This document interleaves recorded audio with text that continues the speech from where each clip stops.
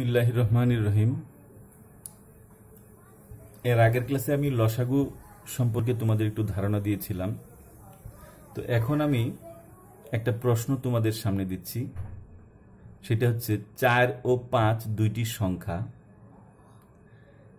এই দুইটা সংখ্যার থেকে আমি একটা সৃজনশীল অঙ্ক তোমাদের জন্য তৈরি করেছি। প্রথম প্রশ্নটা হচ্ছে 60 পর্যন্ত 4 ও 5 এর গুণিতকগুলো লিখো।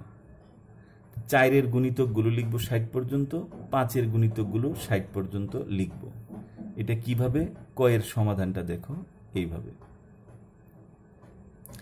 4 এর গুণিতক 4, 8, 12, 16 এইভাবে আমি 60 পর্যন্ত লিখেছি।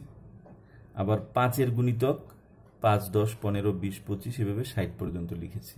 প্রশ্ন ছিল 60 পর্যন্ত 4 ও 5 এর গুণিতকগুলো লিখো। আমি 60 পর্যন্ত 4 এর গুণিতক লিখেছি, 60 পর্যন্ত 5 এর গুণিতক লিখেছি।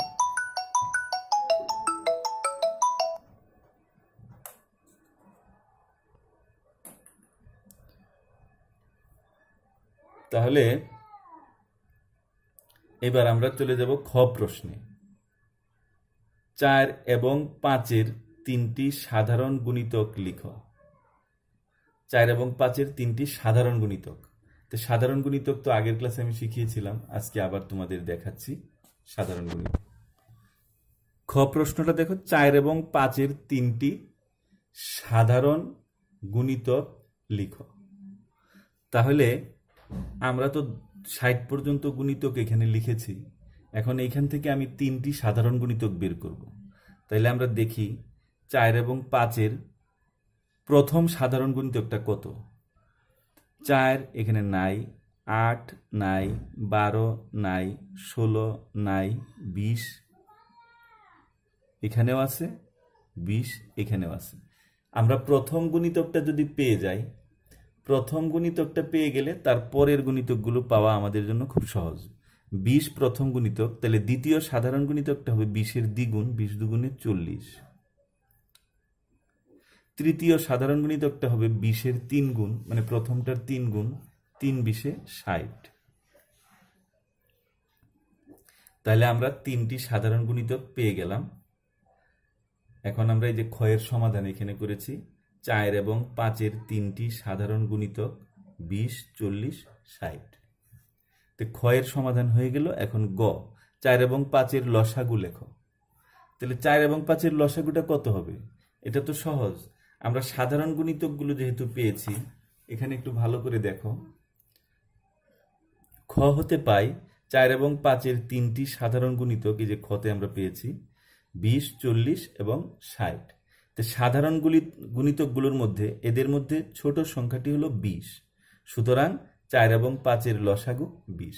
সাধারণ গুণিতকগুলোর মধ্যে যেটা সবচেয়ে ছোট সেটাই হচ্ছে ওই সংখ্যাগুলোর লসাগু। তাইলে সাধারণ গুণিতকগুলো হচ্ছে এগুলো 20, 40, 60, এদের মধ্যে সবচেয়ে ছোট হলো 20, সুতরাং 4 এবং 5 এর লসাগু 20। তো ঠিক এই নিয়মে তোমরা তিনটি করে সাধারণ গুণিতক নির্ণয় করে লসাগু নির্ণয় করো। তোমাদের তিনটা অঙ্ক আমি দিয়েছি, এই তিনটা অঙ্ক তোমরা SW করবে।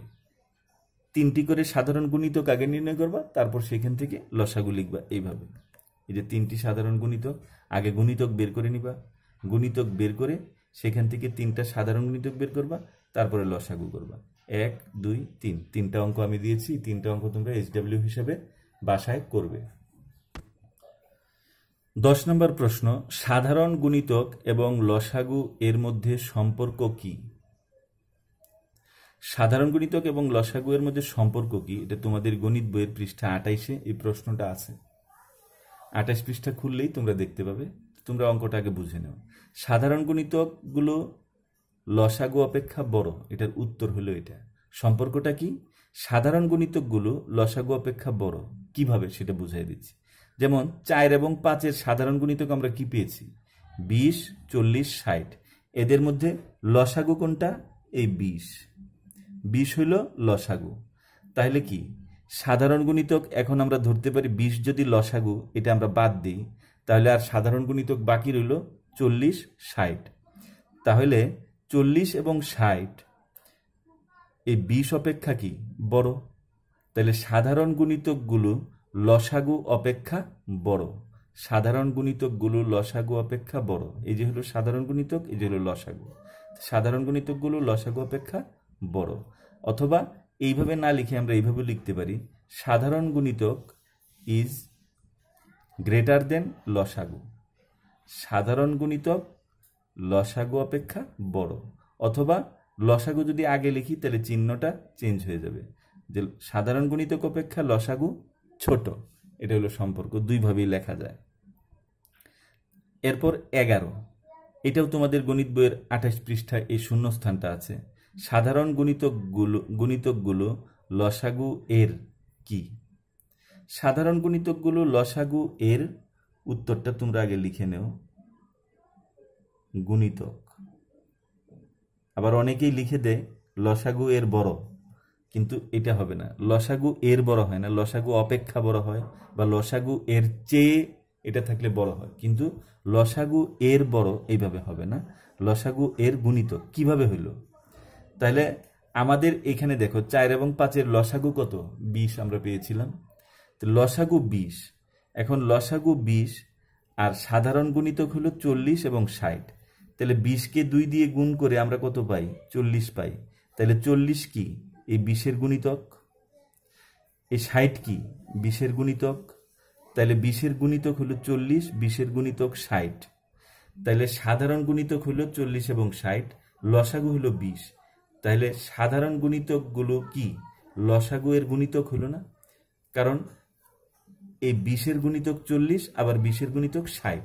40ও 20-এর গুণিতক, 60ও 20-এর গুণিতক। আবার আরেকটা সাধারণ গুণিতক যদি 80 লিখি, সেটাও 20-এর গুণিতক। তাহলে সাধারণ গুণিতকগুলো এই লসাগু 20 এর কি? গুণিতক। সাধারণ গুণিতকগুলো লসাগু এর গুণিতক। আশা করি এটা তোমরা বুঝতে পেরেছ। সহজ পদ্ধতিতে লসাগু নির্ণয়। এখানে দেখো 4, 6 এবং 9, 2, 3, 4, 3, 4, 5 এগুলোর লসাগু বের করতে হবে। তো প্রথমে 4, 6, 9 এর লসাগু এখানে যদি আমি বের করি, এখানে 3টা সংখ্যা আছে। এখানে আমাকে একটা মৌলিক সংখ্যা বসাতে হবে। মৌলিক সংখ্যা এমন একটা বসাইতে হবে যে সংখ্যাটা কমপক্ষে এখান থেকে 2টা সংখ্যার ভিতরে যায়। 2টা সংখ্যা কমপক্ষে এই মৌলিক সংখ্যা দ্বারা বিভাজ্য হয়। তাহলে আমি যদি প্রথমেই 2 থেকে চিন্তা করব, মৌলিক সংখ্যা হলো, প্রথম মৌলিক সংখ্যা হলো 2। এগুলো তো মৌলিক সংখ্যা ক্লাস 4-এ থাকতেও তোমরা শিখেছ, এই জন্য আমি মৌলিক সংখ্যাটা নিয়ে বেশি আলোচনা করি নাই। তো মৌলিক সংখ্যা প্রথম সবচেয়ে ক্ষুদ্রতম হচ্ছে 2। তো 2 দিয়ে এখানে যায়, 4 যায়, 2 দুগুণে 4, 3 দুগুণে 6, আর 9-এর মধ্যে 2 যায় না। এই জন্য কি হবে?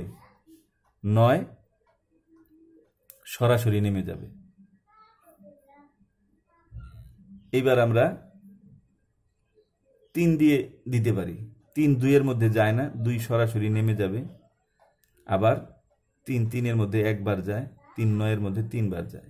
এখন খেয়াল করে দেখো, আর কিন্তু কোনো মৌলিক সংখ্যা দ্বারা যায় না। তাইলে এখন এই 3টা সংখ্যার লসাগু হবে, সুতরাং লসাগু হবে, লসাগু সমান এই যে 2 গুণ এই 3 গুণ এই 2, 1 এখানে আসবে না, 1 আসবে না, এই 3 আসবে, সমান 36। তাহলে 4, 6 এবং 9-এর লসাগু হলো 36। তারপর আমরা এইভাবে গুণ করে দিব, এই সংখ্যাগুলো গুণ করে দিব, মাঝখানে 1 যেগুলো থাকবে সেগুলো বাদ যাবে। তাহলে এই পদ্ধতিতে লসাগু আমি ক্লাসেও করিয়েছি, তোমরা আশা করি বুঝতে পেরেছো। এখন তোমরা 2, 3, 4 এই লসাগুটাও তোমরা নিজেরা করবে, আর 3, 4, 5 এটা আমি করে দেখাচ্ছি। যখন তোমরা দেখবে যে এই সংখ্যাগুলো অন্য কোনো সংখ্যা দিয়ে কোনো মৌলিক সংখ্যা দ্বারা বিভাজ্য নয়, এই যে আমি দেখাচ্ছি 3, 4, 5, এই সংখ্যাগুলো আমি এখানে সিঁড়ি দেওয়ার আগেই দেখতে পাচ্ছি সংখ্যাগুলো 2 দ্বারাও বিভাজ্য নয়, 3 দ্বারাও বিভাজ্য নয়, 5 দ্বারাও বিভাজ্য নয়। কারণ প্রত্যেকটাই একটা করে সংখ্যা যায়। 2 দিয়ে দিলে 4-এর মধ্যে যায়, 3 দিয়ে শুধু 3 যায়, 5 দিয়ে দিলে শুধু 5-এর মধ্যে যায়, কিন্তু কমপক্ষে 2টাতে তো যাইতে হবে। যেহেতু যায় না, এটা 3 নাম্বার অঙ্কটা। এখানে যেহেতু এটা যেহেতু চিহ্নটা তোমরা এইভাবে দিবা, এটা দিবা না। যেহেতু সংখ্যাগুলোর, এইভাবে তোমরা বক্তব্য লিখবা, সংখ্যাগুলোর কোনো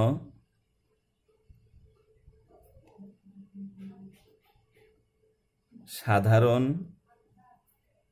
মৌলিক গুণনীয়ক নেই, সুতরাং নির্ণেয়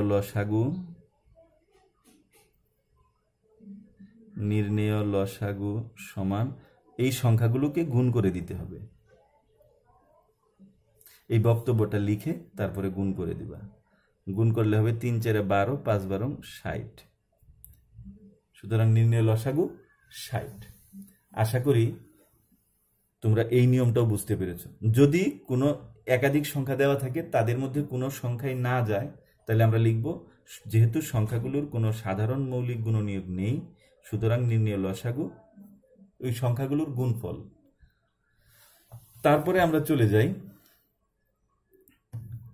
আমরা যখন একটা বক্তব্য থাকবে, একটা কথার অঙ্ক, বড় অঙ্ক, কথার অঙ্ক থাকবে, তখন অঙ্কটা লসাগু করতে হবে নাকি গসাগু করতে হবে সেটা বোঝার জন্য কি বক্তব্যটা দেখে আমরা বুঝবো যে অঙ্কটা লসাগু করতে হবে, সেটা একটু শিখে নাও। লসাগু করতে হবে কখন? আমি শুধু লসাগুটা এখন দেখাচ্ছি। ক্ষুদ্রতম, ন্যূনতম, সর্বনিম্ন, কমপক্ষে, সবচেয়ে ছোট, সবচেয়ে কম, পুনরায় একত্রে বাঁচবে, পুনরায় একত্রে ছাড়বে, পুনরায় একত্রে থাকবে, ইত্যাদি বক্তব্যগুলো, ইত্যাদি শব্দগুলো যদি থাকে, এই শব্দগুলো থাকলে অঙ্কটাকে লসাগু করতে হবে। তাহলে তোমাদের আজকের ক্লাসটা এই পর্যন্তই। তোমরা এই জিনিসগুলো ভালো করে আয়ত্ত করবে, আর যে অঙ্কগুলো আমি দেখালাম, HW দিলাম, সেই অঙ্কগুলো তোমরা অবশ্যই HW হিসেবে করবে এবং বারবার প্র্যাকটিস করবে। এর পরবর্তীতে আমি এখান থেকে আবার শুরু করব। সবাইকে ধন্যবাদ। খোদা হাফেজ।